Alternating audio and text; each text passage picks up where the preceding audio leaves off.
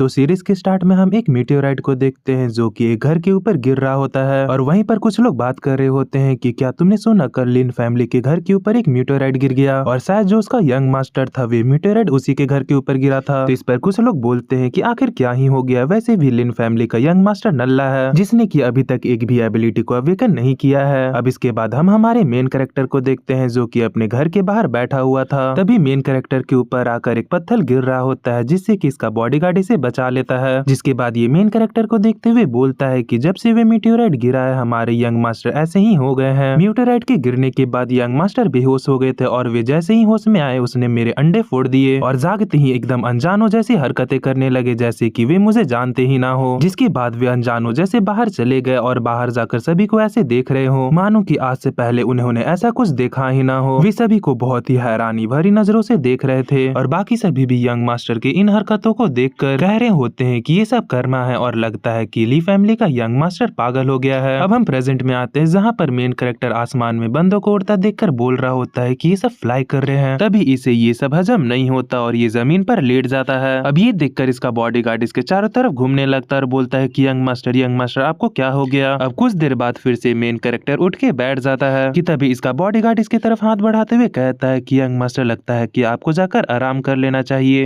अब main character जैसे ही bodyguard का हाथ पकड़ता है वैसे ही सिस्टम एक्टिवेट हो जाता है। अब सिस्टम को अपने सामने अचानक से देखकर मेन कैरेक्टर यहाँ पर बहुत ही ज्यादा घबरा जाता है। सिस्टम इसे बताता है कि होस्ट आपका स्वागत है, अगर आप किसी को भी छू कर रखते हैं तो आप उसकी स्किल को कॉपी कर सकते हैं। अब मेन कैरेक्टर सिस्टम के नोटिफिकेशन में खो जाता है कि तभी इसका बॉडीगार्ड बोलता है कि यंग मास्टर आप ये क्या कर रहे हैं, आपने मेरे हाथ को बहुत ही देर से पकड़ा हुआ है, आखिर आप क्या करना चाहते हैं। इस पर मेन कैरेक्टर बोलता है कि कुछ भी नहीं, बस ऐसे ही मेरे हाथ को पकड़े रहो। अब हम कुछ देर बाद देखते हैं जहाँ सिस्टम से नोटिफिकेशन आता है कि होस्ट कांग्रेचुलेशन, आपने एक न्यू स्किल को कॉपी कर लिया है। अब मेन कैरेक्टर अपनी पावर को चेक करने के लिए एक पत्थर को अपने हाथ से तोड़ के देखता है और उस पत्थर को तोड़ते हुए बोलता है कि सच में मैं अब अपने आप को स्ट्रॉन्ग फील कर रहा हूँ। और वहीं पर इसका जो बॉडीगार्ड होता है वे मेन कैरेक्टर से दूर भाग गया होता है और इसे छुप कर देखते हुए बोलता है कि पता नहीं यंग मास्टर को आज क्या हो गया है जो कि वे ऐसे हरकतें कर रहे हैं। अब यहीं पर हम हमारे मेन कैरेक्टर को देखते हैं जो कि यहाँ पर बहुत ही ज्यादा खुश होते हुए बोलता है कि सच में ये तो कमाल हो गया, मैंने बस अपने बॉडीगार्ड के हाथों को कुछ देर तक पकड़ा था और मुझे उसकी स्किल मिल गई और मैं अपने आप को बहुत ही ज्यादा स्ट्रॉन्ग फील कर रहा हूँ। सच में ये सिस्टम तो कमाल का है, मुझे अपने सिस्टम को चेक करने के लिए कहीं और भी जाना चाहिए। मुझे मेरी बॉडीगार्ड ने बताया था कि पास ही में एक कोठा है जहाँ पर की जानवरों से बात करने वाली एक लड़की है जो कि जानवरों की लैंग्वेज समझ सकती है, तो मुझे जाकर एक बार उसे चेक करना चाहिए। अब इसके बाद जो मेन कैरेक्टर होता है वे कोठे के बाहर आ जाता है। मेन कैरेक्टर को देखते ही वहाँ जो खड़ी लड़कियाँ होती है वे बोलती है कि यंग मास्टर आज आप यहाँ पर कैसे। कि तभी मेन कैरेक्टर एक पैसे की पोटली देते हुए बोलता है कि मुझे यहाँ की मिस लियो से मिलना है जो कि जानवरों की भाषा समझ सकती है। तो इस पर शायद जो ये कोठी की मालकिन होती है बोलती है कि यंग मास्टर बस आप 5 मिनट के लिए रुकिए, मैं जल्दी से जाकर उसे आपके पास भेजती हूँ। पर तभी पीछे से बटलर मेन कैरेक्टर को रोकते हुए बोलता है कि यंग मास्टर प्लीज आप वहाँ पर मत जाइए, आपकी एंगेजमेंट पहले ही यहाँ की सबसे जीनियस लड़की के साथ हो चुकी है और अगर उसकी बहन को इसके बारे में पता चल गया तो वे आपको नहीं छोड़ेगी। पर मेन कैरेक्टर उसकी बातें नहीं सुनता। अब हम मिस लुओ को देखते हैं जो कि मेन कैरेक्टर को देखते हुए बोलती है कि बोलिए यंग मास्टर आपको क्या काम है। तो इस पर मेन कैरेक्टर बोलता है कि बताओ जो ये चिड़िया है वे आखिरकार क्या बोल रहा है। तो इस पर मिस लुओ बोलती है कि यंग मास्टर ये आपके बारे में बोल रहा है कि आप बहुत ही ज्यादा हैंडसम और चार्मिंग हैं। तो इस बात को सुनकर मेन कैरेक्टर अपने मन में बोलता है कि वो अच्छा ये ऐसा बोल रही है। हाँ अब मुझे ऐसा लगता है कि सच में इस लड़की को जानवरों की भाषा समझ में आती है क्योंकि सच में मैं बहुत ही ज्यादा हैंडसम हूँ। अब इतना सोचते ही ये मिस लुओ का हाथ पकड़ लेता है। तो इस पर मिस लुओ बोलती है कि यंग मास्टर आखिरकार आप ये क्या कर रहे हैं, पहले हमें दरवाजे को बंद कर लेना चाहिए। लेकिन मेन कैरेक्टर इसकी बातें नहीं सुनता, ये अपने सिस्टम में देखते हुए बोलता है कि 98% हो चुका है, बस इसकी स्किल कॉपी होने ही वाली है कि उतनी में ही यहाँ पर कोई खिड़की तोड़ते हुए आ जाता है जिसकी वजह से मेन कैरेक्टर मिस लुओ को लेकर बिस्तर पर गिर जाता है। अब क्योंकि हाथ छूट जाता है जिसकी वजह से स्किल कॉपी नहीं हो पाता जिससे कि इसे यहाँ पर बहुत ही ज्यादा गुस्सा आ जाता है और मेन कैरेक्टर चिल्लाते हुए बोलता है कि आखिर किसकी हिम्मत हुई मेरे यहाँ पर होते हुए ऐसे हरकत करने की। अब ये जैसे ही पीछे मुड़ता है इसे एक लड़की देखती है जो कि इसे देखते हुए बोलती है कि चलो मेरे साथ चलो और ये आगे अपने मन में सोचती है कि सच में ये कैसा पर्सन है, मुझे यकीन नहीं हो रहा है कि सच में फ्यूचर में ये मेरी बहन से शादी करेगा। पर मेन कैरेक्टर इस पर चिल्लाते हुए कहता है कि क्या पर आखिरकार तुम कौन हो जो कि तुम्हारे कहने से मैं तुम्हारे साथ चला जाऊंगा। ये गुस्से में अपने मन में सोच रहा होता है कि सच में इसकी वजह से मैं अपनी स्किल को कॉपी नहीं कर पाया और उसके बाद भी देखो ये यहाँ पर आकर किस तरीके से अकड़ से बात कर रही है। मेन कैरेक्टर की बकवास सुनकर इस लड़की को यहाँ पर बहुत ही ज्यादा गुस्सा आ जाता है जिससे कि ये इसे लात मारते हुए कहती है कि बकवास करना बंद करो और मेरे साथ चुपचाप चलो। अब इससे लात खाने के बाद मेन कैरेक्टर बोलता है कि मेरे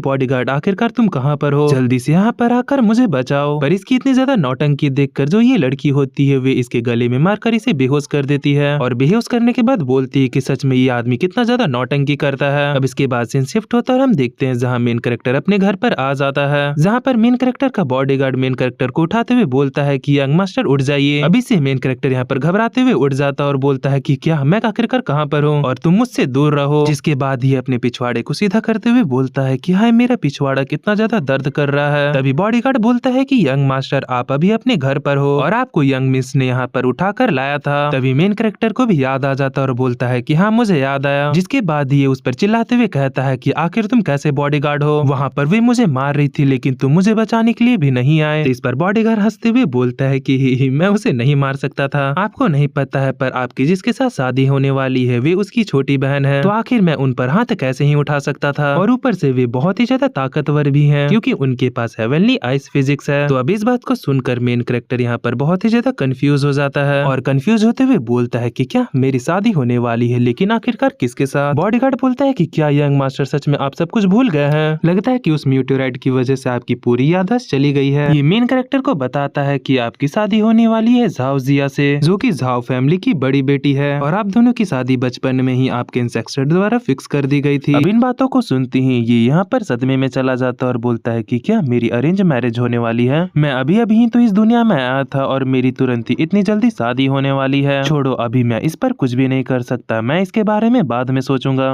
तभी अपने हाथ में मैजिक का पेड़ होता हुआ देखकर मेन कैरेक्टर अपने नौकर से पूछता है कि कुछ देर पहले तुम यही कह रहे थे न कि मुझे यहाँ पर मेरी होने वाली बीवी की बहन लेकर आई है। जिस पर इसका नौकर बोलता है कि हाँ आपने सही कहा। तभी इस बात को सुनकर मेन कैरेक्टर यहाँ पर बहुत ही ज्यादा खुश हो जाता है और खुश होते हुए बोलता है कि सच में ये तो बहुत ही ज्यादा अच्छा हुआ, मुझे पहले गुस्सा आ रहा था कि आखिरकार कि उसने मुझे बिना मतलब के इतना पीट दिया, लेकिन अब जब मुझे उसकी पावर मिल गई तो मुझे ऐसा लगता है कि मेरे साथ ठीक ही हुआ कि वे मुझे वहाँ पर आकर पीटी थी, क्योंकि उसी की वजह से आज मुझे उसकी पावर मिल गई। तभी मेन कैरेक्टर अपने नौकर से आगे पूछता है कि अगर मुझे अपनी मैजिक की प्रैक्टिस करनी है तो आखिर मुझे कहाँ जाना होगा। तो इस पर इसका नौकर बोलता है कि क्या आप मार्शल आर्ट एकेडमी की बात कर रहे हैं। तभी आगे बोलता है कि पर यंग मास्टर आखिरकार आप मुझसे ये क्यों पूछ रहे हैं, क्योंकि आपको भी ये बात पता है कि आप कितने ज्यादा नल्ले हैं और आज तक आपने एक भी एबिलिटी को अवेकन नहीं किया है। पर मेन कैरेक्टर इसकी बातें नहीं सुन रहा होता है, ये तो अपना अलग ही सोच रहा होता है कि मुझे कैसे भी कर एकेडमी में एंटर करना होगा और कैसे भी कर उन सभी की एबिलिटी को कॉपी करना होगा, जिससे कि मैं इस वर्ल्ड का सबसे स्ट्रॉन्गेस्ट आदमी बन जाऊंगा। पर उससे पहले जो मेरा काम अधूरा रह गया था मैं जाकर उसे पूरा करूंगा। अब इसकी इतना कहती हम अगले दिन का सीन देखते हैं, जहाँ पर मेन कैरेक्टर दोबारा से उस कोठी वाली के पास पहुंच गया होता है और उसके एबिलिटी को कॉपी कर रहा होता है, जहाँ पर ये कोठी वाली मेन कैरेक्टर को अपने दुख दर्द बता रही होती है कि कैसे इसकी फैमिली ने इसे इस कोठे पे बेच दिया और इसके साथ अब तक कितना बुरा होता हुआ आ रहा है। तभी इसकी बातें सुनकर मेन कैरेक्टर कहता है कि सच में तुम्हारे साथ तो बहुत ही ज्यादा बुरा हुआ, मैं हमेशा तुम्हारे साथ हूँ। तभी मेन कैरेक्टर की इस बात को सुनकर ये यहाँ पर बहुत ही ज्यादा इमोशनल हो जाती है और बोल रही होती है कि यंग मास्टर आप सच में कितने ज्यादा महान हो, कि उतने में ही मेन कैरेक्टर इसके हाथों को छोड़ देता है, जिससे कि ये जमीन पर गिर जाती है क्योंकि इसने इसके एबिलिटी को कॉपी कर लिया था। तभी इसके एबिलिटी को कॉपी कर लेने के बाद मेन कैरेक्टर बोलता है तो ठीक है अब मैं यहाँ से जा रहा हूँ, मैं बाद में तुमसे मिलने के लिए दोबारा आऊंगा। अब इतना कहकर मेन कैरेक्टर यहाँ से जाने लगता है कि तभी इसके कानों में आवाज आती है कि भड़वा यंग मास्टर यहाँ से जा रहा है, जो कि एक नंबर का छिछोरा और लड़कीबाज है। तभी इस बात को सुनकर मेन कैरेक्टर एक कमीनों वाली स्माइल देते हुए कहता है कि वो अच्छा तुम मेरे बारे में ऐसा कहती हो, लगता है कि बहुत दिन हो गया है मैंने चिड़िया फ्राई नहीं खाया है। अब इससे ये बर्ड भी यहाँ पर बहुत ही ज्यादा हैरान हो जाता है और अपने मन में सोचता है कि आखिर ये मेरी बातें कैसे सुन पा रहा है। अब मेन कैरेक्टर जैसे ही कोठे से बाहर आता है ये फिर से अपने सामने अपनी बीवी की छोटी बहन को देखता है। सॉरी मैं इसका नाम बताना भूल गया, इस लड़की का नाम लिन है। अब ये जैसे ही मेन कैरेक्टर को कोठे से बाहर निकलते हुए देखती है ये तुरंत ही जाकर मेन कैरेक्टर को दीवार से लगा देती है और मेन कैरेक्टर से बोलती है कि मैंने तुम्हें कल ही बताया था कि मुझे यहाँ पर दिख मत जाना, लगता है कि तुम्हें कल की मार कम पड़ गई थी। लेकिन तभी मेन कैरेक्टर सफाई देते हुए कहता है कि अरे मैं तो यहाँ पर एक जरूरी काम से आया था। पर इस बात को सुनकर ये यहाँ पर और भी ज्यादा गुस्सा हो जाती है और बोलती है कि अच्छा तुम्हें ये जरूरी काम लग रहा है, अगर तुम्हें ये इतना ही ज्यादा जरूरी लग रहा है तो आज ही जाकर मैं अपने फादर से बात करूंगी और तुम्हारे साथ जो मेरी बहन की शादी होने वाली है उसे मैं तोड़वा दूंगी। तो अब इस बात को सुनकर मेन कैरेक्टर यहाँ पर बहुत ही ज्यादा खुश हो जाता है और बोलता है कि क्या सच में तुम्हें जितनी जल्दी हो सके उतनी जल्दी इस काम को करवा देना चाहिए। लेकिन ये इसकी बातों पर ध्यान नहीं देती और इसे मारते हुए बोलती है कि तुम्हारी बॉडी पहले से कुछ ज्यादा स्ट्रॉन्ग लग रही है। क्या आजकल तुम मार्शल आर्ट प्रैक्टिस करने लगे हो? इस पर मेन कैरेक्टर बोलता है कि नहीं, आखिरकार तुम ये किधर की बातें करने लगी? हम यहाँ पर अभी शादी तोड़ने की बात कर रहे थे, तुम उस पर ध्यान दो। मुझे लगता है कि हमें इस शादी को जल्द ही तोड़ देना चाहिए। अब इस बात को सुनकर ये यहाँ पर और भी ज्यादा गुस्सा हो जाती है और इस पर चिल्लाते हुए कहती है कि आखिरकार तुम कौन होते हो जो कि मेरी बहन से आगे शादी तोड़े हुए तुम नहीं होगे जो कि मेरी बहन से शादी तोड़ेगा। अभी इतना कहकर जैसे ही मेन कैरेक्टर को मारने वाली होती है कि मेन कैरेक्टर इसके हाथ को पकड़ लेता है और इसके हाथ को पकड़कर इसके हाथ को जमाने लगता है। अब इस बर्फ को देखकर ये यहाँ पर बहुत ही ज्यादा हैरान होती है और बोलती है कि क्या तुम अवेकन हो चुके हो? लेकिन मेन कैरेक्टर के यहाँ पर कुछ भी समझ में नहीं आ रहा होता है। ये यहाँ पर बोल रहा था कि हाँ, लेकिन तभी ये आगे से डराते हुए कहती है कि अब जब तुम अवेकन हो चुके हो तो अब से ही तुम्हें अपनी ट्रेनिंग स्टार्ट कर देनी चाहिए। अगर तुम मुझे दोबारा यहाँ पर दिख गए तो मैं तुम्हारी टांगे तोड़ दूंगी। और इतना कहकर ये यहाँ से खुशी खुशी जाने लगती है। अब इसे इतना खुश देखकर मेन कैरेक्टर को यहाँ पर कुछ भी समझ में नहीं आ रहा होता है। ये उसे देखते हुए बोलता है कि अवेकन में हुआ हूँ तो आखिरकार वे इतनी ज्यादा खुश क्यों हो रही है? अब मेन कैरेक्टर जैसे ही अपने घर में आता है इसका बॉडीगार्ड इसे पकड़कर रोने लगता है और रोते हुए बोल रहा होता है कि यंग मास्टर आखिरकार आप सही सलामत घर पर आ गए। तभी मेन कैरेक्टर अपने सामने दो लोगों को और देखता है जिसे देखते ही अपने मन में सोचता है कि जरूर ये इस बॉडी के रियल पेरेंट्स होंगे, लेकिन अभी मुझे ऐसा ही एक्ट करना चाहिए जैसे कि मेरी याददाश्त चली गई है। जिसके बाद ये उन दोनों को देखते हुए बोलता है कि अंकल आंटी आप दोनों कौन हो? अब इस बात को सुनते ही इसकी मम्मी से देखते हुए बोलती है कि हाय रे मेरा बच्चा पागल हो गया। तभी जो बॉडीगार्ड होता है वे घुटनों पर उनके सामने बैठते हुए कहता है कि मुझे माफ कर दीजिए, इसमें सभी मेरी गलती है जो कि मैं यंग मास्टर को नहीं बचा पाया। जिसके बाद ये उन्हें सभी बातें बताने लगता है कि आखिरकार अब तक क्या क्या हुआ। अब कुछ देर बाद हम देखते हैं जहाँ पर मेन कैरेक्टर के फादर हैरान होते हुए बोलते हैं कि तुम्हारे कहने का मतलब ये है कि हमारे घर के ऊपर एक मीटेओराइट गिरा, जिसके बाद से ही जो मेरा बेटा है वे ऐसी हरकतें करने लगा है और शायद उसकी याददाश्त चली गई है। जिसके बाद ये मेन कैरेक्टर को देखते हुए बोलती है कि चाहे जो भी हो चलो ये सेफ है। अब हम कुछ देर बाद देखते हैं जहाँ पर मेन कैरेक्टर की मॉम इसके लिए एक सूप लेकर आती है और इसे देते हुए कहती है कि लो बेटा इसे पी लो। और वहीं पर इसके डैडी से समझा रहे होते हैं कि बेटा जिंदगी में पावर ही सब कुछ नहीं होती है। मैंने तुम्हारे लिए एक ऑफिशियल की सीट बुक कर दी है जिससे कि तुम्हें फ्यूचर में बिल्कुल भी दिक्कत नहीं होगा। अब इनकी बात सुनकर मेन कैरेक्टर यहाँ पर इमोशनल हो जाता है और बोलता है कि सच में ये कितने ज्यादा अच्छे हैं। मैंने आज से पहले पेरेंट्स की फीलिंग नहीं की क्योंकि मैं पिछले लाइफ में अनाथ था और इन्हें तो ये भी नहीं पता है कि इनका जो ओरिजिनल बेटा है वे यहाँ पर मारा गया है, लेकिन इस लाइफ में मेरे पेरेंट्स हैं और चाहे जो भी हो मैं इन्हें अपने रियल मॉम डैड जैसे प्यार करूंगा। तभी इसके फादर बोलते हैं कि बेटा मैं और तुम्हारी मॉम तुम्हारी शादी के बारे में सोच रहे थे। इसकी मॉम बोलती है कि हाँ, हमारे लिन फैमिली और जाओ फैमिली के बीच में एक बहुत ही बड़ा गैप आ चुका है। वे लोग हमारी फैमिली से बहुत ही ज्यादा आगे बढ़ चुके हैं। मेन कैरेक्टर भी इसमें बोलता है कि हाँ मॉम आपने सही कहा, जाओ फैमिली हम लोग से बहुत ही ज्यादा ताकतवर हो चुकी है, तो हमें भी कोई भी मुसीबत आने से पहले इस शादी को कैंसिल कर देना चाहिए। तो अब इस बात को सुनकर इसकी मम्मी पापा बहुत ही ज्यादा खुश हो जाते हैं और खुश होते हुए बोलते हैं कि सच में हमारा बेटा कितना ज्यादा समझदार हो गया है और बेटा तुम्हें चिंता करने की कोई जरूरत नहीं है, हम लोग जल्दी तुम्हारे लिए एक अच्छी वाइफ ढूंढ लेंगे। इसकी मॉम भी कहती है कि हाँ हाँ आपने सही कहा। अब इस बात को सुनकर मेन कैरेक्टर यहाँ से भागकर जाने लगता है और यहाँ से भागकर जाते हुए कहता है कि मैंने आप दोनों से कहा ना कि मुझे अभी शादी नहीं करनी। अब हम कुछ देर बाद देखते हैं जहाँ पर मेन कैरेक्टर अपने कोर्टयार्ड में बैठकर बोर हो रहा होता है। ये यहाँ पर बोर होते हुए बोल रहा होता है कि आखिरकार अब मैं क्या करूँ, मैं यहाँ पर बहुत ही ज्यादा बोर हो रहा हूँ। कि तभी इसे पीछे एक नौकरानी दिखती है जो कि बकेट में पानी लेकर जा रही होती है। कि तभी ये उसके पास जाकर उसे बकेट लेते हुए कहता है कि लाओ यहाँ पर मैं तुम्हारी मदद कर देता हूँ। कि उतने में ही हम देखते हैं कि लिन यहाँ पर आ जाती है और दरवाजे को खोलते हुए बोलती है कि ब्रदर इन लॉ देखो मैं यहाँ पर आ गई। अब इसे यहाँ पर देखते ही मेन कैरेक्टर डर के अपने नौकरानी के पीछे छुप जाता है। कि तभी ये उसे देखते हुए बोलती है कि आखिरकार तुम क्यों छुप रहे हो, चलो जल्दी से मेरे साथ चलो। अब हम कुछ देर बाद देखते हैं जहाँ पर ये मेन कैरेक्टर को मार्शल आर्ट एकेडमी में लेकर आ गई होती है, जहाँ पर प्रिंसिपल मेन कैरेक्टर को देखते हुए बोलता है क्यों अच्छा तुम्हें यहाँ पर एडमिशन चाहिए। देखो ऐसे तो मैं तुम्हें यहाँ पर एडमिशन नहीं देता, पर क्योंकि झाओ फैमिली की यंग मिस ने मुझसे कहा है तो इसे पकड़ लो, तुम्हारा यहाँ पर स्वागत है। यंग मिस मैंने यहाँ पर इसे एडमिशन तो दे दिया है लेकिन इसकी ट्रेनिंग आपको खुद ही करवाना होगा। जिस पर ली कहती है कि ठीक है प्रिंसिपल आप इसे मुझ पर छोड़ सकते हैं। अब हम हमारे मेन कैरेक्टर को देखते हैं जो कि यहाँ पर बहुत ही ज्यादा खुश होता है और खुश होते हुए अपने मन में सोच रहा होता है कि आखिरकार मेरा यहाँ पर एडमिशन हो ही गया। अब ये दोनों जब एकेडमी से जा रहे होते हैं तो कुछ आंटियां इन्हें देखते हुए कहती हैं कि क्या तुम्हें ये बात पता चला, ली फैमिली का जो नल्ला यंग मास्टर था वे भी अवेकन हो गया। जिस पर दूसरी वाली बोलती है कि हाँ हाँ मुझे भी पता चला और देखो तो उसकी किस्मत कितनी ज्यादा अच्छी है जो कि झाओ फैमिली की यंग मिस उसे स्पेशल ट्रेनिंग दे रही है। अब इसके बाद हम हमारे मेन कैरेक्टर को देखते हैं जो कि यहाँ पर अलग ही ख्याली पलाव पुकारा होता है। ये अपने मन में सोच रहा होता है क्योंकि ली ने मुझे यहाँ पर एडमिशन दिला दिया है तो जरूर जरूर वे इसके बदले अपनी बहन से मुझे शादी तोड़ने के लिए कहेगी। वाओ, यहाँ पर तो मेरा डबल जैकपॉट लग गया। तभी ली इससे बोलती है कि प्लीज मुझे माफ कर देना, अब तक मैंने तुम्हारे साथ जो भी बुरा किया। मेन कैरेक्टर बोलता है कि कोई बात नहीं, मैं समझ सकता हूँ कि तुम्हारी बहन का स्टैंडर्ड बहुत ही ज्यादा हाई है, तो अगर वे मेरे साथ शादी तोड़ना चाहती है तो मुझे कोई दिक्कत नहीं है। तब इस पर ली बोलते है कि नहीं, आखिरकार तुम ये क्या कह रहे हो, हमारी झाओ फैमिली अपने वादे के पक्के हैं और एक बार जो हमारे फैमिली ने वादा कर दिया तो चाहे कुछ भी हो जाए वे उसे नहीं तोड़ते। अब इस बात को सुनते ही मेन कैरेक्टर यहाँ पर बहुत ही ज्यादा हैरान हो जाता है और हैरान होते हुए बोलता है कि नहीं, आखिरकार ऐसा कैसे हो सकता है, आखिर स्क्रिप्ट के साथ क्या गलत है।